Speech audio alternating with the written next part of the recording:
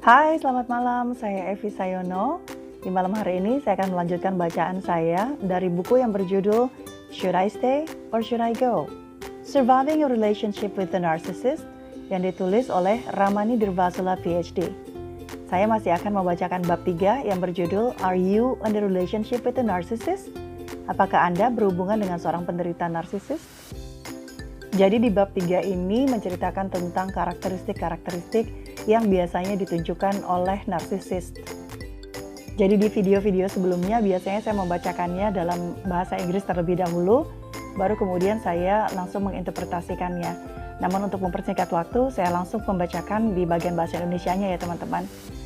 Nah, saya sarankan agar teman-teman mendapatkan pemahaman yang lebih utuh dari isi buku Should I Stay or Should I Go?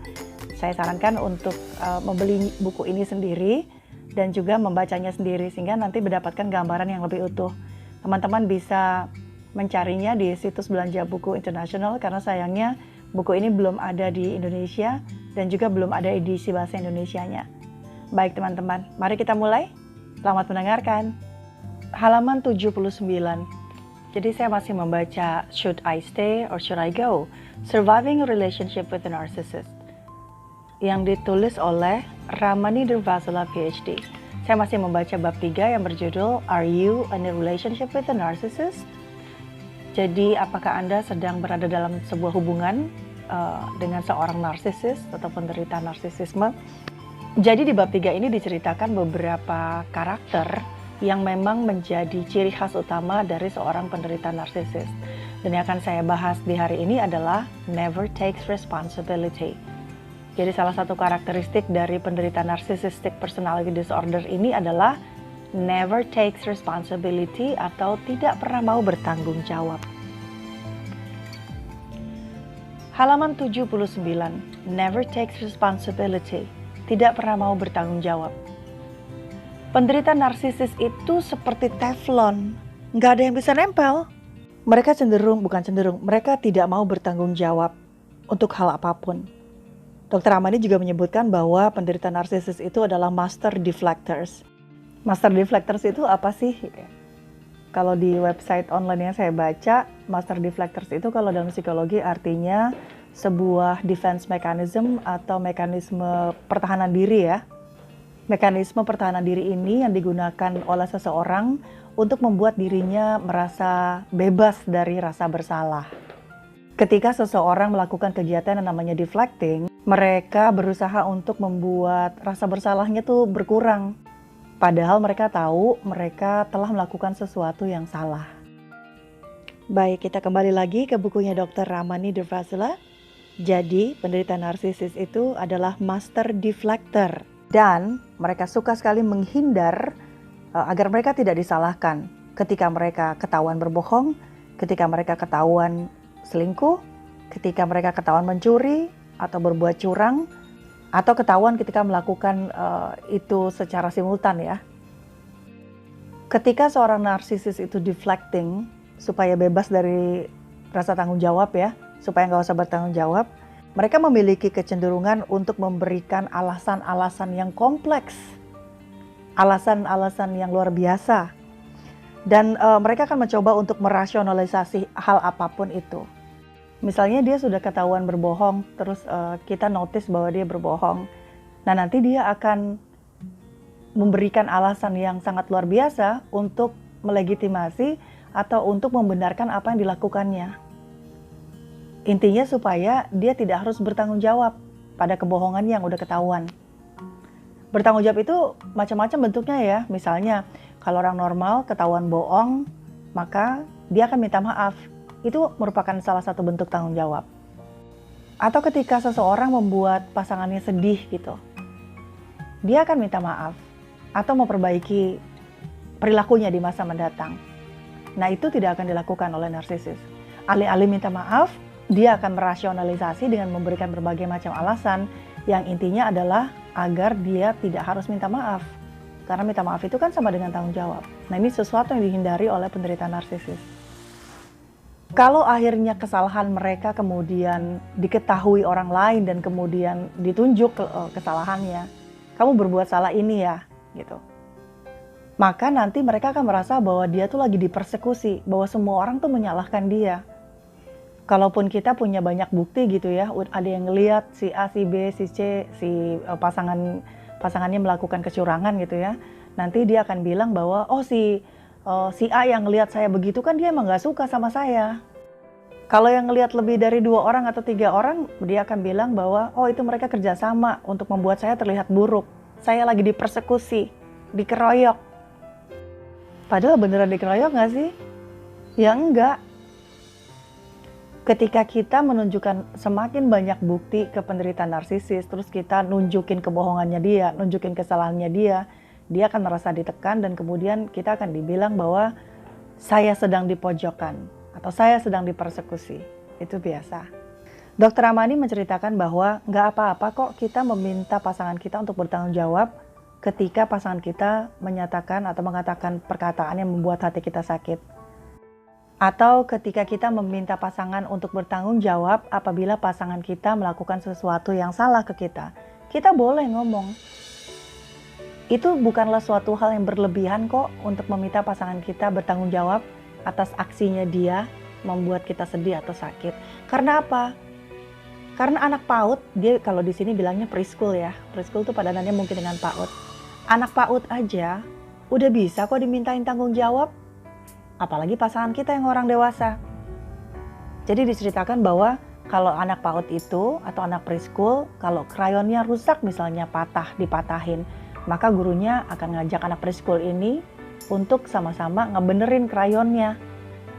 Atau ketika si anak PAUD-nya ngeberantakin mainan, gurunya akan meminta anak PAUD ini untuk ngeberesin mainannya. Itu adalah sebuah bukti bahwa anak PAUD aja bisa kok dimintai tanggung jawab.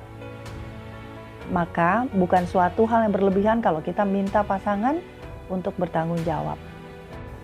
Tapi masalahnya adalah penderita narsisis itu memang nggak bisa ngebedain atau tidak punya batasan antara bertanggung jawab dengan lagi disalahin. Karena nggak bisa ngebedain, makanya penderita narsisis itu punya kecenderungan untuk menghindari keduanya. Mereka menghindari disalahin orang lain dan mereka menghindari juga untuk bertanggung jawab atas kesalahan yang sudah ia perbuat. Nah, ini catatan saya. Karena memang penderita narsisis ini kan mereka merasa dirinya selalu yang paling oke ya. Merasa paling benar, merasa paling bijak dan seterusnya. Kalau ada seseorang yang kemudian menyalahkan mereka, maka mereka akan merasa terampas nih rasa paling oke-nya. Saya kan paling oke, saya kan paling benar, bisa-bisanya kamu bilang saya salah, saya nggak mau disalahin, intinya itu kayak gitu. Kemudian Dr. Amani menceritakan kisah tentang selebriti dan juga public figure atau tokoh masyarakat. Ini ada di halaman 80. Dr. Amani menceritakan seorang public figure atau tokoh masyarakat yang mencoba menetralisasi sebuah dispute atau perselisihan melalui sebuah permintaan maaf. Namun permintaan maaf yang diberikan oleh si public figure atau tokoh masyarakat tersebut atau selebriti tersebut itu yang ngeluarin adalah publicistnya. Publicist tuh kayak apa ya? Orang yang disewa oleh selebriti, orang yang disewa oleh tokoh masyarakat untuk membuat mereka jadi terkenal. Itu publicist mungkin ya. Ramani bilang si selebriti dan juga public figure yang diceritakan dia di sini, yang buat salah mereka, tapi yang menerbitkan permintaan maaf adalah publicistnya. Kenapa? Karena meminta maaf itu kan bentuk rasa tanggung jawab. Mereka nggak mau tanggung jawab. Karena ketika dia harus bertanggung jawab itu berarti dia lagi disalahin. Kan narsisis maha benar. Jadi dia nggak bisa disalahin. Yang salah orang lain bisa buat salah kecuali dia. Oke, kita lanjut. Jadi Dr. Amani mengatakan bahwa apa yang sedang diterapkan oleh mereka ini si public figure dan juga si selebritinya, itu adalah denial. Denial itu sangkalan. Mereka menggunakan sangkalan atau denial sebagai sistem pertahanan untuk melindungi diri mereka sendiri. Denial atau sangkalan yang digunakan bisa jadi flat out denial atau denial yang secara langsung dikatakan, Atau denial yang circuitous. Circuitous itu adalah sangkalan-sangkalan yang panjang, berliku, tapi pada intinya nyangkal nggak mau disalahin. Dan flat out denial serta circuitous denial itu dua-duanya digunakan untuk menghindari agar dia tidak usah bertanggung jawab. Tidak pernah bertanggung jawab itu rasanya seperti kombinasi antara manipulasi, berbohong, dan tidak punya empathy. Jadi manipulasi, berbohong, dan tidak punya empathy itu adalah karakter-karakter yang juga dimiliki oleh narsisistik ya.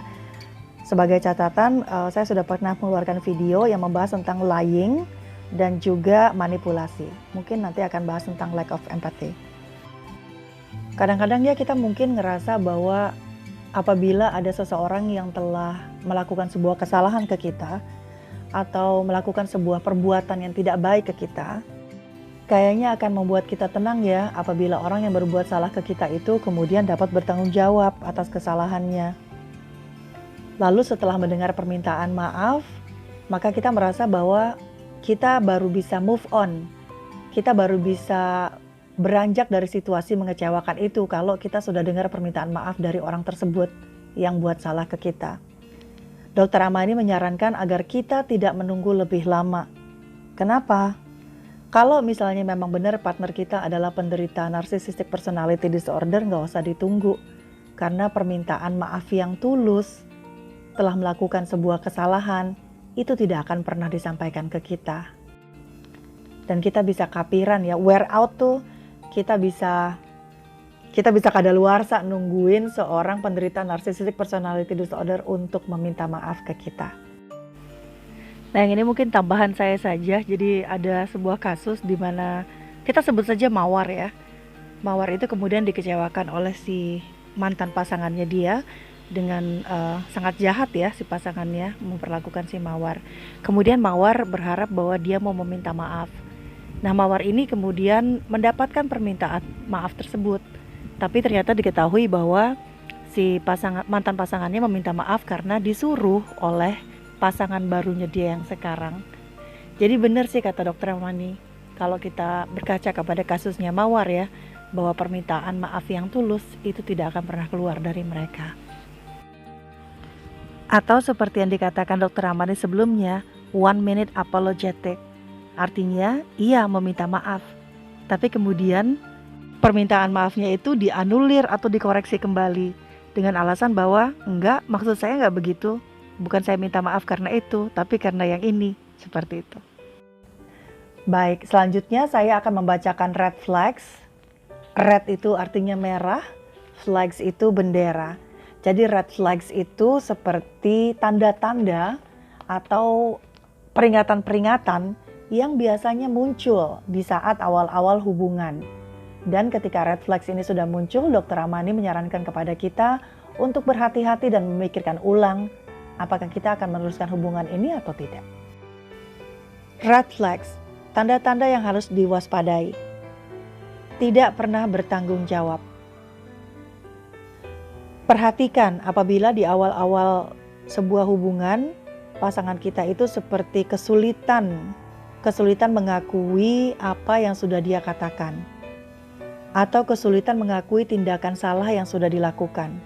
Apakah itu kecil atau besar kesalahannya ya, maksudnya kecil atau besar itu gak masalah. Tapi perhatikan apakah dia mau mengakui kata-kata salah yang dia ucapkan. Apakah dia mau mengakui perbuatan salah yang dilakukan? Itu kita harus perhatikan. Idealnya, kita juga akan mengakui perbuatan kita. Kalau kita salah, kita mengakui. Kalau kita melakukan kegiatan yang salah, ya kita mengakui. Take ownership. Ketika perilakunya menjadi problematik atau penuh masalah, tapi kemudian tidak mau mengakui, maka kita harus benar-benar waspada akan pola-pola ini. Lalu kita juga mesti dengar baik-baik dan waspada ketika si pasangan ini mulai menceritakan sejarah hidupnya.